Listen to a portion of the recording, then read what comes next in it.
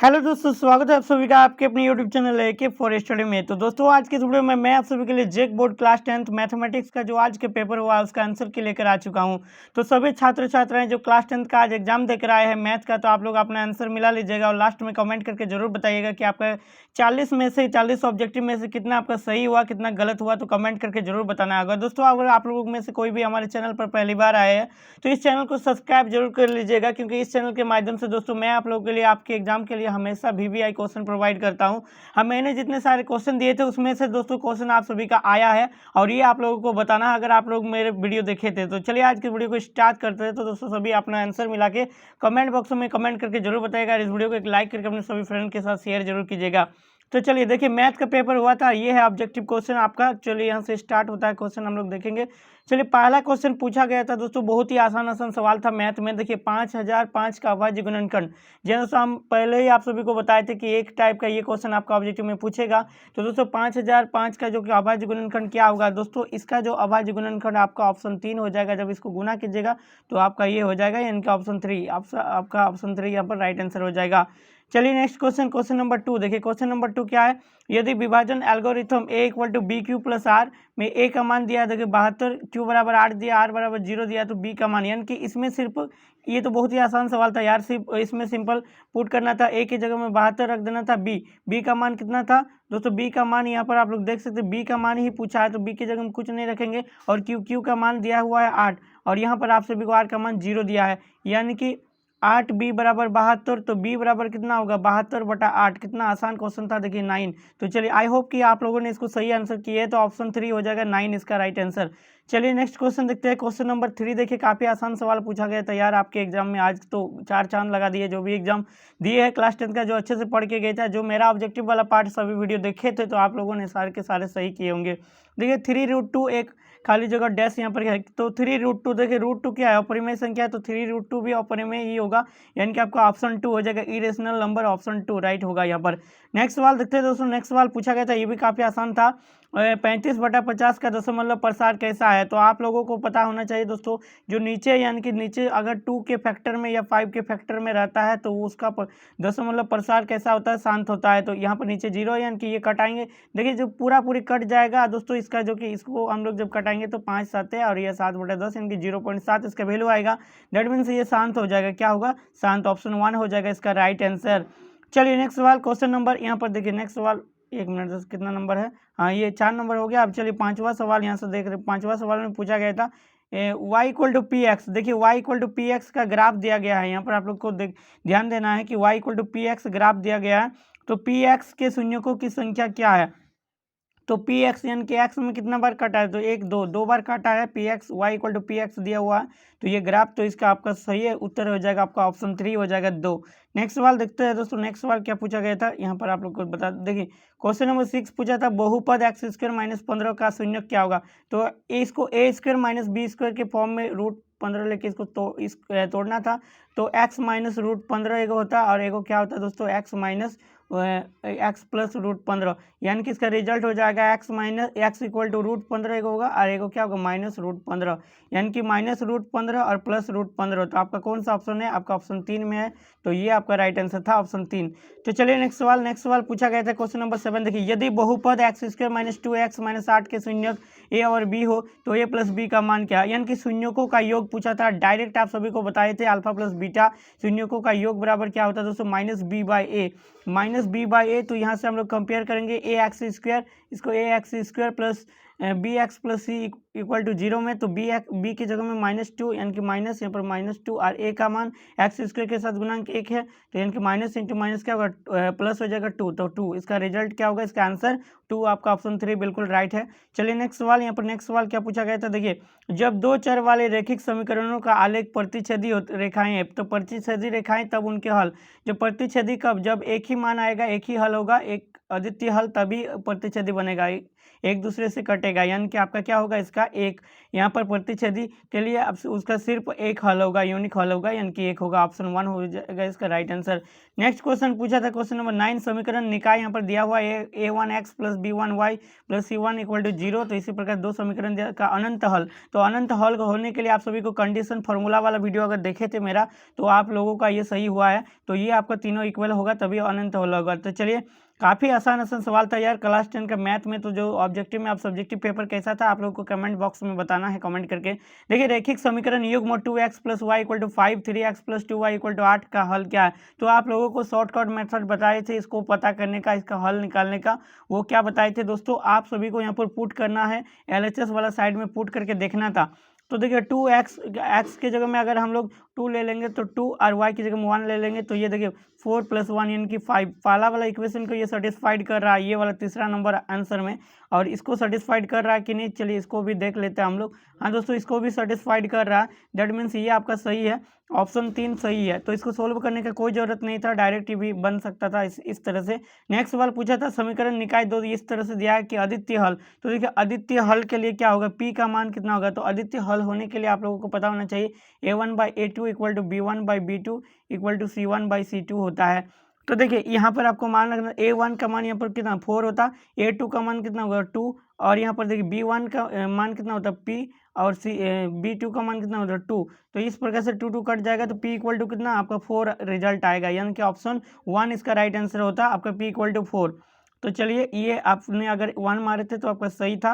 Next सवाल था question number 12 में पूछा गया था निम्न में से कौन द्विघात समीकरण है। द्विघात समीकरण ax² plus bx plus c equal to 0 इस फॉर्म में आता है, जो उसे द्विघात समीकरण कहते हैं। यानी कि देखिए इधर ये वाला में आपका पहला ही ऑप्शन होगा, क्योंकि सारा में जो कि x² दोनों तरफ से कट जाएगा तो ये समीकरण नहीं बनेगा द्विघात समीकरण। तो आपका ऑप्शन 1 यहाँ पर राइट आंसर है। चलिए नेक्स्ट सवाल देखिए क्वेश्चन नंबर 13 क्या पूछा था दोस्तों, द्विघात समीकरण 2x² माइनस 7x प्लस 6 का विविध कर बराबर है। तो विविध कर यानी कि डी निकालना, डी इक्वल टू क्या होता है माइनस b² माइनस 4ac। तो b का मान कितना -7 का स्क्वायर माइनस 4, a का मान कितना होता है 2, और c का मान यहाँ पर 6 लेना था, यानी कि 49 इधर हो जाएगा, और इधर कितना 4 4 8 8 6 48। तो ये आपका दोस्तों हो जाएगा 97। यहाँ पर देखिए कितना विविध कर पूछा था ना, यहाँ पर देखिए D equal to b² minus 4ac। तो देखिए यहाँ पर दोस्तों डी का वैल्यू पूछा है, विविध कर पूछा है, तो आप लोग कितना ले ली, बी का मान -7 तो -7 इस प्रकार से, और -4ac, ए का मान कितना था 2, और सी का मान 6 लेना था। विविध कर डी का वैल्यू का विविध कर बराबर है।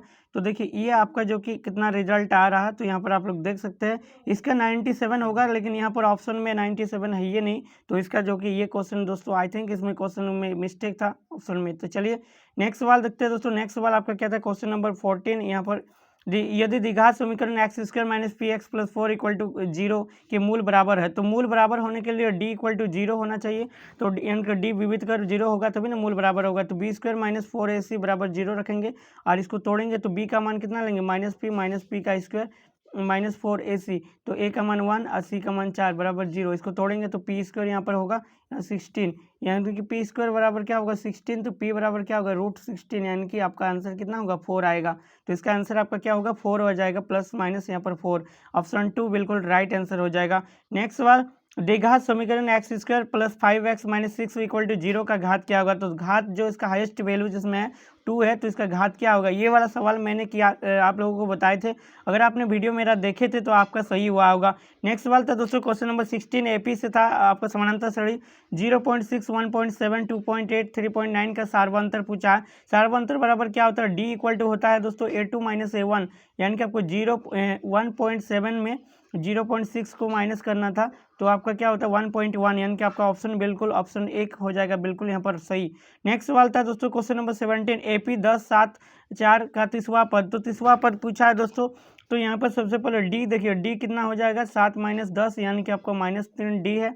और प्रथम पद ए बराबर कितना है 10, तो तीसवा पद यानी कि ए 30 बराबर निकालने के लिए तो 10 प्लस यहाँ पर एन का मान कितना लेंगे, तो 30 माइनस 1, और यहाँ पर माइनस कितना होगा -3, तो यानी कि 10 और माइनस 29, तो यहाँ पर हो जाएगा दोस्तों माइनस आपका 29, इसको मल्टीप्लाई कर लेंगे तो 9 3 27 3 2 6, और यहाँ पर हो जाता है आपका 8, यानी कि 87, यानी कि इसको जब कैलकुलेट करेंगे तो -77, तो इसका आंसर क्या होगा -77, यानी कि ऑप्शन 3 हो जाएगा राइट आंसर, आपका ऑप्शन 3 होता। चलिए नेक्स्ट सवाल, क्वेश्चन नंबर 18 क्या था, 2 + 7 + 12 प्लस इतना डॉट डॉट का 10वां पदों का योग। तो देखिए योग से पूछा गया था, तो यानी कि प्रथम पद यहाँ पर 2 और डी क्या होगा 7 - 2 यानी कि 5, तो एस एन निकालना था, 10 पदों का योग यानी कि +2 तो 10 पदों का एन का मान कितना लेंगे 10, तो एस 10 बराबर यहाँ पे 2 से दिया हुआ था सीरियली, तो यानी कि आपको एन वाला फॉर्मूला में लगाना था, तो ये आपका n/2 यानी कि एक मिनट डायरेक्ट करते हैं हम लोग डायरेक्ट 10/2 और यहाँ पर 2a यानी कि 4 हो जाएगा प्लस 9 × 5, तो इसको जब सोल्व करेंगे 5 इधर हो जाएगा और इधर हो जाएगा 9 × 5 45 और 4 हो जाएगा आपका 49, यानी कि इसको मल्टीप्लाई कर देंगे तो आपका हो जाएगा यहाँ पर 45 5 20 22 225, तो इसका राइट आंसर क्या होगा दोस्तों 225, यानी कि ऑप्शन 1 होता है इसका राइट आंसर, ऑप्शन 1 हो जाएगा राइट। चलिए नेक्स्ट क्वेश्चन था, क्वेश्चन नंबर 19, सभी वर्ग होते हैं, तो सभी वर्ग क्या होते हैं समरूप होते हैं, आपका ऑप्शन 1 ही यहाँ पर करेक्ट होना होगा। नेक्स्ट सवाल था क्वेश्चन नंबर 20, देखिए ए बी सी में डी समानांतर ए बी और एस ने दिया हुआ डी समानांतर बी सी दिया है, तो इस प्रकार से एक त्रिभुज होता है, ए बी सी त्रिभुज था और उसका समानांतर दिया था डी ई, यानी कि ये डी समानांतर बी सी, और यहाँ पर सबका मान दिया था ए डी का मान दिया हुआ कितना 2, ए डी का मान 2 दिया है, और डी बी का मान यहाँ पर आप लोग देख सकते हैं 3 दिया है, ए ई का मान कितना दिया था 1.6 दिया था, और आपका ई सी का मान जो कि यहाँ पर नहीं दिया था, तो इसको जब सोल्व करते तो इसको सोल्व करने पर आपका 2.4 आंसर आता है, यानी कि ऑप्शन 3 यहाँ पर राइट आंसर हो जाएगा। नेक्स्ट सवाल, चलिए नेक्स्ट सवाल क्या पूछा था दोस्तों, देखिए ये भी एक आपका चैप्टर 6 था, यदि त्रिभुज ए बी सी समरूप त्रिभुज डी ई एफ है, तो बी सी अनुपात ई एफ 3:5 है, तो इसका एरिया यानी कि इन दोनों त्रिभुजों का एरिया का अनुपात क्या होगा। तो देखिए भुजा का अनुपात अगर दिया है तो इसका जो कि स्क्वायर कर देना था सिंपली, यानी कि 3 का स्क्वायर 9 होता है और 5 का स्क्वायर क्या होता है 25 × 25, तो यानी कि 9:25, तो 9:25 कौन सा है ऑप्शन 4, इसका राइट आंसर क्या होता है ऑप्शन 4 हो जाता। क्वेश्चन नंबर 22 देखिए क्या पूछा था, बिंदुओं P 0 0 और इतना के बीच की दूरी, काफ़ी आसान सवाल था, डिस्टेंस फार्मूला लगाना था। डिस्टेंस फार्मूला क्या बोलता है x2 - x1 यानी कि x2 का -3 -0 का स्क्वायर प्लस -4 -0 का स्क्वायर, यानी कि इसमें डायरेक्ट क्या होता ये √9 और यहाँ पर 16, यानी कि टोटल 25 में फिर 5, तो इसका राइट आंसर क्या होगा 5 इकाई, यानी कि ऑप्शन 4। ये तो काफ़ी आसान सवाल था, सभी ने कर लिए है आई होप। चलिए क्या हो रहा है यार, हाँ क्वेश्चन नंबर 23 देखिए क्या पूछा था, बिंदु इतना इतना को मिलाने वाले रेखाखंड का मध्य बिंदु, तो मध्य बिंदु x बराबर क्या होगा x1 + x2/2, ये फॉर्मूला लगाना था, तो 1 + 3/2 यानी कि 4/2 यानी कि 2, तो x का वैल्यू क्या होगा 2 और y का वैल्यू क्या होता है y1 + y2 करके यानी कि 2 + 4 यानी कि y2 यानी कि 6/2 यानी कि 3, तो आपका क्या हो जाएगा 2 और 3, तो 2 और 3 कौन सा ऑप्शन में था ऑप्शन 2, तो ऑप्शन 2 अगर आपने मारे तो आपका बिल्कुल सही जवाब है इसका। नेक्स्ट सवाल पूछा था, देखिए क्वेश्चन नंबर 24, यदि a 0 0 b 4 0 और c 0 1, तो त्रिभुज ABC का क्षेत्रफल क्या होगा। तो त्रिभुज ABC का क्षेत्रफल, तो देखिए इस प्रकार से आपका जो कि एक बनता, यानी कि पहला वाला पॉइंट आपका 0 0 x का वैल्यू, तो ये ओरिजिन में है, ए पॉइंट कहाँ है ओरिजिन पर है यहाँ 0 0, बी पॉइंट कहाँ है आपका बी पॉइंट y का वैल्यू 4 0, यानी कि यहाँ पर मान के चलो, यहाँ पर मान लेते हैं बी पॉइंट 4, तो 4 यहाँ पर है, और आपका सी मान कहाँ है, तो सी का वैल्यू जो कि आपका दोस्तों यहाँ पर दिया है y, देखिए ई एक्स सॉरी यहाँ पर ग्राफ में थोड़ा सा चेंज हो, तो यहाँ आपका ओरिजिन है और यहाँ पर 4 है, तो यहाँ पर आपका 4 0 हो जाएगा और यहाँ पर आपका 0 0 होगा, तो ये आपका ए पॉइंट मान के चलिए ये बी पॉइंट, और आपका यहाँ पर सी पॉइंट 0 0 1 जो कि यहाँ पर है, तो ये दोनों ये सबको मिलाएंगे तो क्या होगा, तो देखिए यहाँ से लेकर यहाँ तक इसका जो कि दूरी कितना है दोस्तों, यहाँ से यहाँ 0 यहाँ 1 है इधर और इधर आपका 4 है, तो और यहाँ पर देख सकते हैं, तो त्रिभुज का फॉर्मूला क्या होता है ये 90 डिग्री 1/2 4 आधार गुना ऊंचाई यानी कि 1 × 4, तो इसको कटाएंगे तो किया 2, तो इसका राइट आंसर क्या होगा 2 आएगा, यानी कि ऑप्शन 3 हो जाएगा राइट आंसर। नेक्स्ट सवाल क्या था, नेक्स्ट सवाल था देखिए क्वेश्चन नंबर 25, यदि cos A बराबर 3/5 तो cosec A बराबर क्या होगा। तो काफ़ी आसान सवाल पूछा गया था, तो आपको ये पता होना चाहिए, आपको फॉर्मूला पता होना चाहिए दोस्तों। cosec A बराबर क्या होता है 1/sin A, क्या होता है 1/sin A। तो पहले cos A दिया है तो पहले हम लोग sin A का तो मान निकाल लेते हैं, तो sin A बराबर हो जाएगा आपका √1 - cos स्क्वायर A, ये होता है। तो देखिए 1 - 3/5 का स्क्वायर करेंगे तो यहाँ पर क्या हो जाएगा 25 माइनस 9 यानी कि 25, यानी कि क्या होगा 16/25, 16/25 यानी कि आपका 4/5। तो साइन ए, तो आपका साइन ए का वैल्यू आ गया 4/5, लेकिन आपको क्या चाहिए कोसेक ए, तो ये आपका हो जाएगा 5/4। तो इसका क्या आंसर होता है 5/4। ऑप्शन 2 आपका बिल्कुल राइट आंसर होगा यहाँ पर, ऑप्शन 2। चलिए नेक्स्ट क्वेश्चन था क्वेश्चन नंबर 26।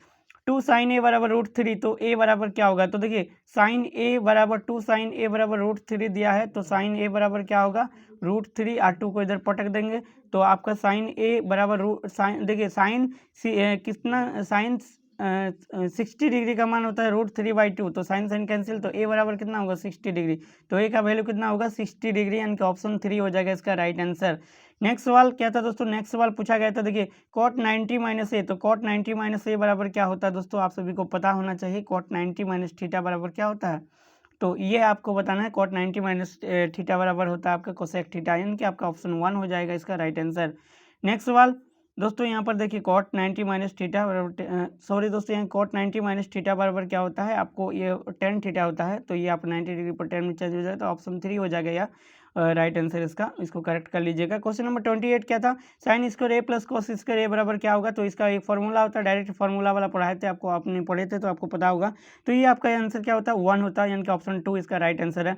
एक मीनार के शीर्ष का उन्नयन कोण उसके पास से 15 मिनट की दूरी पर 60 डिग्री है, तो मीनार की ऊंचाई क्या होगी, तो काफ़ी सिंपल यार, मीनार मान लेते 15 या एक मीनार है यहाँ पर, और ये 15 मीटर की दूरी पर 60 डिग्री का उन्नयन कोण बनाता है, यानी कि इधर से 15 मीटर है और यहाँ पर 60 डिग्री का कोण बना रहा है, तो मीनार की ऊंचाई क्या होगी, तो सिंपली आपको tan 60 बराबर फॉर्मूला लगाना था, तो tan 60 का मान क्या होता है √3, यानी कि आपका क्या हो जाएगा यहाँ पर कितना देगा 15, तो ये मीनार की ऊंचाई क्या रहेगा 15 × √3 आ जाएगा, तो ऑप्शन बी राइट आंसर हो जाएगा, शॉर्टकट में बता दिए, तो आपका ऑप्शन बी राइट यहाँ पर आंसर है।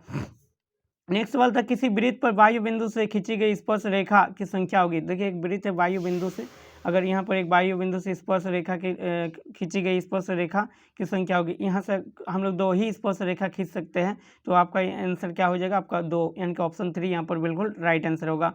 नेक्स्ट सवाल था दोस्तों, दी गई आकृति में यदि angle O P A 35 degree है, तो एंगल ए ओ पी बराबर क्या होगा, तो ये 35 है, तो यहाँ पर 90 डिग्री होता है, हम लोग जानते हैं 90 और 35, यानी कि 90 और 35 को जोड़ेंगे तो कितना होगा 125, और ये तीनों कोण का मिलाकर कितना होता है 180, तो 180 में से अगर 125 घटा देंगे तो ये आपका हो जाएगा दोस्तों कितना होगा, तो ये आपका हो जाएगा 55 डिग्री, यानी कि इसका राइट आंसर क्या होगा 55, ऑप्शन 1 इसका बिल्कुल करेक्ट होगा। नेक्स्ट सवाल था, नेक्स्ट सवाल देखिए, नेक्स्ट सवाल यहाँ पर आ रहा है, यदि बिंदु P से O केंद्र वाले किसी वृत्त पर PB स्पर्श रेखा है, कुछ इस प्रकार से एक वृत्त है O केंद्र वाले, यहाँ पर O है, और ये सवाल भी मैंने आप सभी को कराए थे, अगर आपने किए हैं तो बिल्कुल आपका सही जवाब होगा। तो यहाँ पर A और B, तो यहाँ से 2 स्पर्श रेखा कुछ इस प्रकार से जा रहा है, यहाँ से यहाँ तो मिलाना था, तो बोला है कि एंगल POA, तो देखिए स्पर्श रेखाएं परस्पर 80 डिग्री कोण पर झुकी हुई है, 80 डिग्री कोण पर झुकी है, तो POA यानी कि POA ये वाला, तो ये आपका 80 डिग्री, तो ये वाला आपका मान निकालना था POA, तो ये वाला निकालने के लिए यहाँ 80 यहाँ 90 यहाँ 90, यानी कि 180 180 और 80 कितना होता है दोस्तों, तो 180 और 80 आपको 260, यानी कि 260 और 360, टोटल 360 में माइनस करना था 260, तो आपको 100, लेकिन यहाँ पर पूरा का मान 100 होता है, तो आधा कितना होगा 50, यानी कि आपका आंसर क्या आता 50 डिग्री आता है, इनका ऑप्शन 1 बिल्कुल इसका करेक्ट आंसर होगा। चलिए नेक्स्ट सवाल पूछा था, चलिए दोस्तों आप लोग चैनल को सब्सक्राइब जरूर कर लीजिएगा, क्योंकि आपका नेक्स्ट एग्जाम साइंस का होने वाला है, उसके लिए मोस्ट BBI क्वेश्चन बताएंगे जो आपका एग्जाम में डेफिनेटली फंसेगा, जैसे मैथ में फंसा। देखिए निम्न में से कौन वृत्त के क्षेत्रफल का सूत्र है, काफ़ी आसान फार्मूला वाला वीडियो देखे थे, तो आपका बिल्कुल ये सही है, पाई आर स्क्वायर वृत्त का क्षेत्रफल का फॉर्मूला होता है, तो काफ़ी आसान यार, इतना एक्सपेक्ट भी नहीं किए थे कितना इतना भी आसान पूछा जाएगा। नेक्स्ट क्वेश्चन था 34, देखिए यदि किसी अर्धवृत्ताकार खेत की त्रिज्या 7 सेंटीमीटर है, तो उसका परिमाप क्या होगी, तो अर्धवृत्ताकार खेत की जो कि परिमाप निकालना पाई आर प्लस 2r, यानी कि 22/7 इंटू 7 प्लस यहाँ पर 2 × 7, तो कितना होगा 7 7 कैंसिल, 22 प्लस 14, यानी कि ऐड करेंगे तो 36 हो जाएगा। इसका आंसर ऑप्शन 2 होता, अगर आपने ऑप्शन 2 किया है तो बिल्कुल आपका आंसर सही है। 42 सेंटीमीटर त्रिज्या वाले वृत्त के उस त्रिज्यखंड का क्षेत्रफल क्या होगा जिसका कोण 120 डिग्री है, तो ये यार काफ़ी आसान था, आपको त्रिज्यखंड का क्षेत्रफल का फॉर्मूला पता होना चाहिए था, पाई आर स्क्वायर थीटा बटे 360 डिग्री। इसमें सभी का मान रखने से आपको क्या आंसर आता है 18 48, यानी कि ऑप्शन बी, ये ऑप्शन 2 इसका राइट आंसर है। नेक्स्ट सवाल था, घनाभ के कोरों की लंबाई क्रमशः 3, 4, 12 सेंटीमीटर तक, घनाभ के विकर्ण की लंबाई क्या होगी। तो ये सवाल दोस्तों 36 आपको बताना है। कमेंट बॉक्स में इसका आंसर क्या होगा, इसका फॉर्मूला दोस्तों, इसका आपको आंसर तो यहाँ पर देख सकते हैं, इसको आप लोग कर लीजिएगा। इसका कमेंट बॉक्स में बताना है कि आप लोग देखते हैं कौन कौन इतना दूर तक वीडियो देखते हैं। प्रथम 3 लगातार प्राकृतिक संख्याओं का माध्य क्या होगा। 1 + 2 + 3 3 को लिए है, इसका माध्य इनकी तीनों को ऐड करना था। इसको 2 से यहाँ कितना 1 2 3 3 है, इनके सबको जोड़ना था। 1 + 2 + 3 यानी कि आपका 6, 6 से 3 से भाग देना था इसको, तो 2। आपका क्या आंसर आता है, ये आपका ऑप्शन 2 राइट आंसर होता है, ऑप्शन 2। चलिए नेक्स्ट सवाल था, नेक्स्ट सवाल संचयी बारंबारता वक्र कहलाती है। तो संचयी बारंबारता वक्र आपका त्वरण कहलाती है, ऑप्शन 1 यहाँ पर राइट आंसर है। किसी पासे को फेंकने पर सम संख्या आने की प्रायिकता क्या है। तो एक पासा दोस्तों, एक पासा में 6 जो कि संख्या होती है, 1 2 3 4 5 और 6। तो सम संख्या इसमें कितना है, 2 4 अच्छे 3 और टोटल 6 होता है। तो 1/2 इसका राइट आंसर क्या होगा, 1/2 यानी कि ऑप्शन 4 हो जाएगा इसका राइट आंसर। चलिए नेक्स्ट सवाल, नेक्स्ट सवाल आपका क्या था दोस्तों। नेक्स्ट सवाल देखिए, निम्न में से कौन सी किसी घटना की प्रायिकता नहीं हो सकती है। ये आपका अंतिम सवाल है। तो कौन नहीं हो सकती, देखिए प्रायिकता जो होती है दोस्तों, वो 0 से लेकर 1 के बीच में भी वैल्यू होता है। तो आपका 0.8 ये भी होगा, 2.5 ये भी होगा, 80% ये भी होगा, लेकिन आप सॉरी यहाँ पर 2.5 नहीं होगा दोस्तों, यहाँ पर 0.8 होगा जो कि 1 से कम है। 80% ये भी होगा, 1 से कम है। और 5/6 ये भी होगा, लेकिन 2.5 आपका नहीं होगा प्रायिकता की घटना, यानी कि ऑप्शन 2 इसका राइट आंसर होगा। तो दोस्तों ये था आपके मैथ का जो आज का पेपर हुआ, क्लास 10 मैथ का कंप्लीट सॉल्यूशन। आई होप कि वीडियो पसंद आया। अगर कहीं पर कुछ क्वेश्चन हमें अगर छूट गया है या आंसर में अगर कुछ करेक्शन चाहते हैं तो दोस्तों ऐसे तो सभी आंसर आपको करेक्ट ही बताए। अगर आपको लगता है इस तरह का तो आप लोग कमेंट कीजिएगा, मैं आपके कमेंट को पिन करके दूंगा ताकि सभी का हेल्प हो पाएगा। तो चलिए इस वीडियो में इतना ही, तब तक के लिए हमारे चैनल के साथ जुड़े रहिएगा। आगे नेक्स्ट आप सभी का सब्जेक्ट का जो एग्जाम होने वाला है उसके लिए VVI क्वेश्चन आप लोगों को यहाँ पर प्रोवाइड किया जाएगा। तो इस चैनल में इतना ही, तब तक के लिए वीडियो को शेयर कर दीजिए और हमारे साथ बने रहिएगा। Take care, bye bye, thanks for watching.